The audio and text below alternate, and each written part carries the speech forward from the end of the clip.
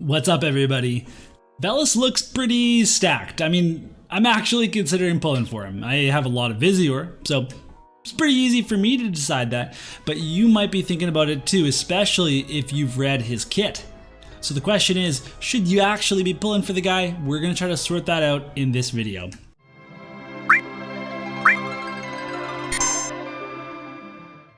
Keep in mind that for Velis, you're going to have only that 1 week to pull for him because that's the way that the Crystal Warriors banners have been working. So we're gonna try to figure this out so that you can figure out what you're gonna be doing with this possible global original announcement next week. I mean, it has to come at some point. So we're gonna do some pros and cons. We'll do a comparison to other units, and then we'll just kind of summarize it all at the end. Just a reminder that you can use the chapters in the video bar, and then that will help you navigate the video. Otherwise, let's talk about those pros and cons. I already said that Velis looks stacked. What did I mean? I mean, he's got a lot of stuff going on. He's got a ton of things on his kit. He's got healing, and he's got offense.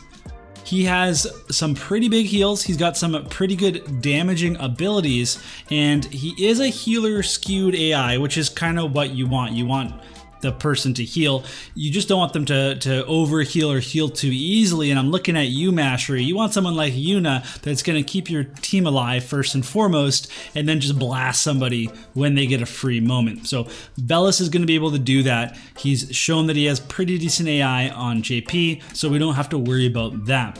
Now, he also has some of the other things that we love to see on units. He is very, very beefy. He has some good survivability. He's got hate down on his master ability, and I love to see that because it means that we can put him into a team and think he's not going to get sniped by a Jaden before you have a hate buff put on. He's not going to get, attacked by somebody that gets through your tank's hate and then has your two other units to think of which they want to attack. They're going to go for that second unit and then for Velis, as long as he hasn't gotten rid of his hate down buff. So it's a really powerful ability, very cool to see. We also have just good stats in general. So for his bulkiness, he has innate defense, he has innate spirit, and then he also has AoE resistance, which is one of the most powerful effects in the game because we can't break AoE and single target resistance very easily, and we also can't penetrate it at all. We have no way to penetrate that, so it's a very powerful way to protect yourself from damage. He also has Protect and Shell, he has a barrier, he's going to be able to survive damage pretty easily. He shouldn't be one-shot by anybody, although he doesn't have the best resistances in the world, he doesn't have bad resistances either. So he's really in a good spot to survive, and that's all you need to then heal yourself back up with one of his big AoE heals. His stats are good in general. He's got a very high agility, which you love to see. And then he has some other really cool aspects of his kit, including a 100% hit limit burst. This also applies a barrier onto himself. This is going to be a really key skill for getting around Celes' runic ability, but then also hitting these evasion teams. The bad news is that he can only use it for one single time. If it doesn't kill somebody, then maybe he's not going to hit them again, and it also isn't going to help you in guild battle too. So it's not the best place to have a 100% hit attack, but it's also just good to have a 100% hit attack.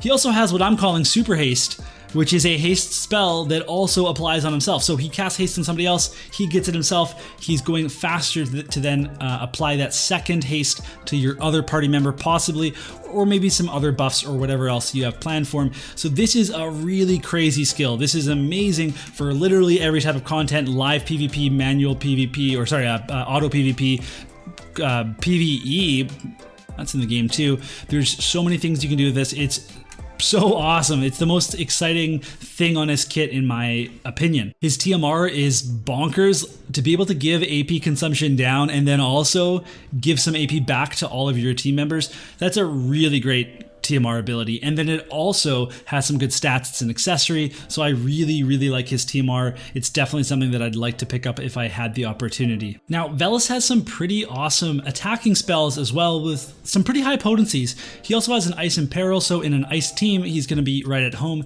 And if you're not attacking a magic tank, then he himself is going to be doing quite a bit of damage. He also has one pretty big heal that is going to be an incredibly fast casting time, because it's actually a 400 CT casting time, which is something that we don't see very often. So that is going to be his bread and butter heal. However, he does also have access to the single target calculator heal, which is instant cast. And you may use that, you may not. I wouldn't necessarily want to be bogged down and always healing with that, especially because it's not going to be the biggest heal in the world. But it is a very interesting skill. All right, so Velis does have some cons. He has a lot of casting times. Like, most of his abilities are casting times unless you use the arithmetician subjob, but those are not going to be as high potencies as the other skills that you would be casting. He also doesn't have any magic resistance penetration, and his spirit penetration is a lot more difficult to access. It's on his job level 25 skill, which has a 200 CT casting time, which is the lowest that you can see in the game. So you definitely want to mitigate that in some way. Otherwise, if he comes up against a magic tank, he's going to have a really hard time matching the power level of other units that have easy access to spirit penetration and easy access to magic resistance penetration. Luckily, we can build around that more often now, which is fine. Then he also has some pretty large AoE attacks and heals, and those will get caught by Runic. I'm pretty sure Runic also catches heals. It says it restores TP and AP, so correct me if I'm wrong, but either way, there's quite a few things that would get caught in Runic. It's just something that you have to kind of plan for. It's not a deal breaker. Lots of units are affected by it, but it is something that affects him. And then Snow Heal, which is one of the coolest abilities on his kit, only has 3 casts, and that is important to me because that is a pretty significant skill, and a big part of the game for me is guild battles. So I think about him having to use this over 2 guild battles. He might just run out for the second fight. If your team is contingent on him healing, that's a problem. If your team is more contingent on the support and the haste, then it's not as much of a problem. I decided to compare Velis to Halloween Little Leela and Aerith. The Aerith one is kind of funny. They're both high-powered healing units, but one of them has something that the other one doesn't, which is good AI. So Velis is supposed to have much better AI than Aerith. That was one of Aerith's biggest demerits was her AI. Halloween Little Leela is a high-powered attacker that also has some pretty sweet healing and has something that Velis doesn't have, which is full life. So when you look at the stats here, you can see that Velis is doing pretty well in pretty much every category. However, you have to consider one very important fact, which is that he is 100 cost. Halloween Little Leela is 70 cost. Halloween Little Leela might die to a paperclip falling on her, but she has evasion.